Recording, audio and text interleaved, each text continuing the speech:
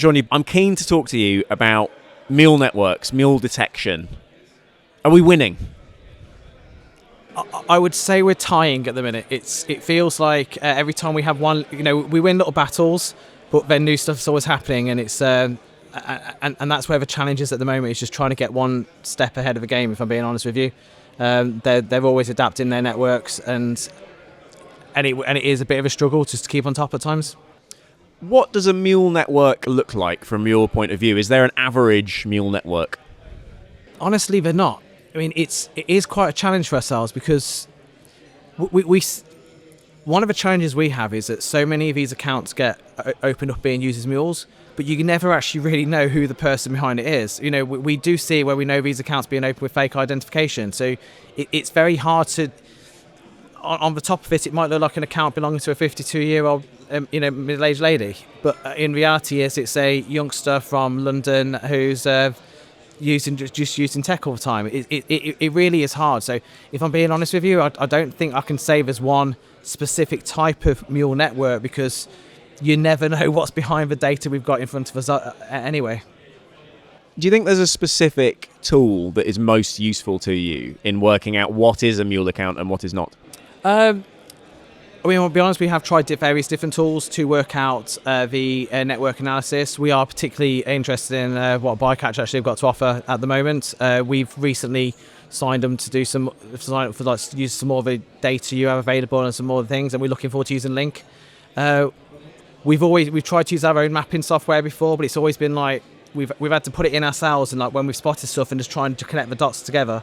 Whereas actually to have the ability to have a tool where we can just feed it some raw data, a quick little query, give us 2 hops on this account, how many accounts are linked, and you then might be able to see the others, and that's what we're quite excited for, is to see how we can build with yourselves actually at this point, to see what we can do. Without naming any names, can you give us can you give me an example of a recent investigation that sort of turned out effectively used data maybe? Yeah, so we've had one recently where it was linked to the student loan company, people taking advantage of that. They had money coming through from the student loan company, and we didn't specifically alert on that because of the fact that, again, it's quite hard. Like I said, a lot of these people, you don't really know who's behind the account. But then what we were able to do is work out the activity they're doing. They were starting to spend the money in certain, the same type of,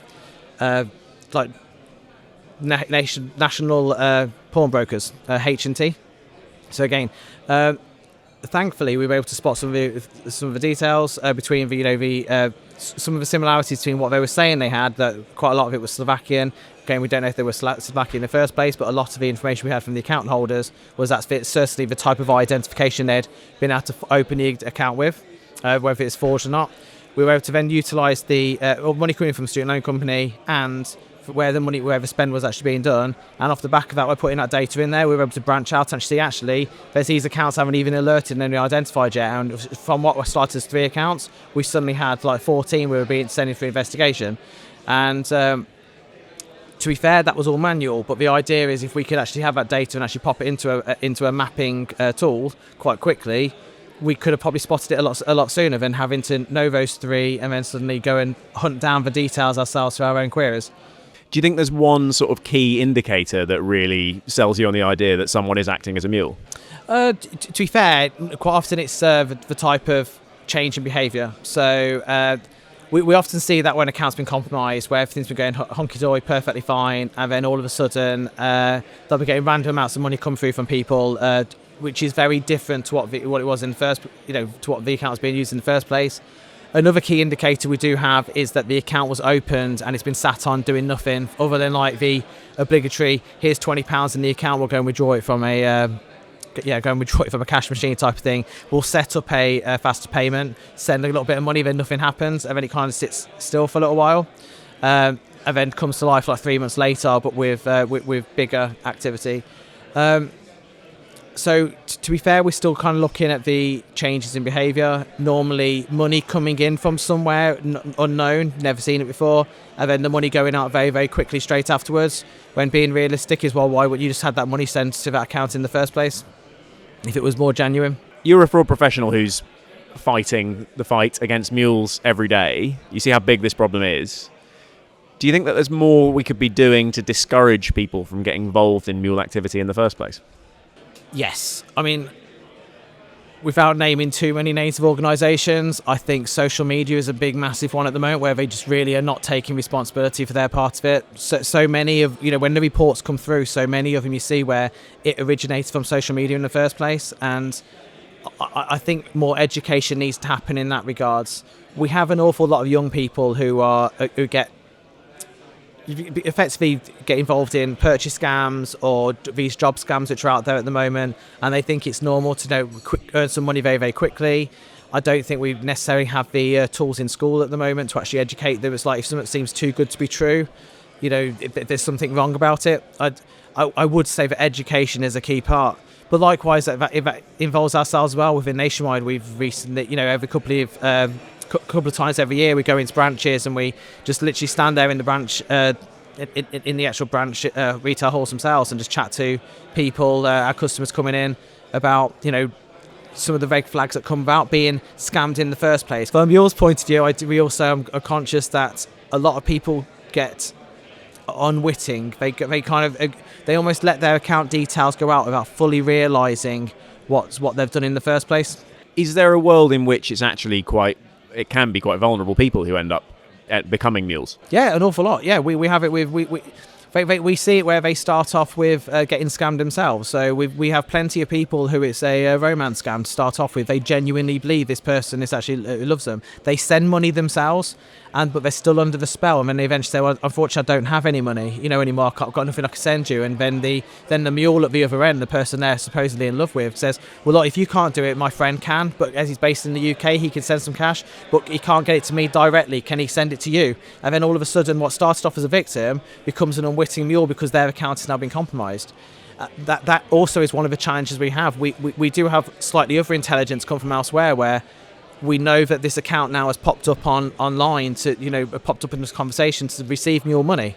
And then when we go back and actually challenge that account to have that conversation, it's like, well, no, you can actually tell they are a victim themselves. And it's at the same time, it's like, well, it doesn't become an exit anymore, an account closure. It becomes actually dealing with a vulnerable person and breaking that spell because they genuinely believe like Dua Lipa's chatting to them or different things like that.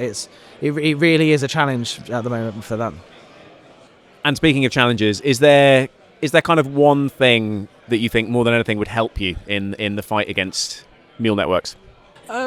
Apart from education, I do genuinely think that more bigger parties outside of the banking network need to get involved. I've mentioned social media already. If I'm being honest with you, do I think the government are doing all that they can to actually do this as well? Not particularly.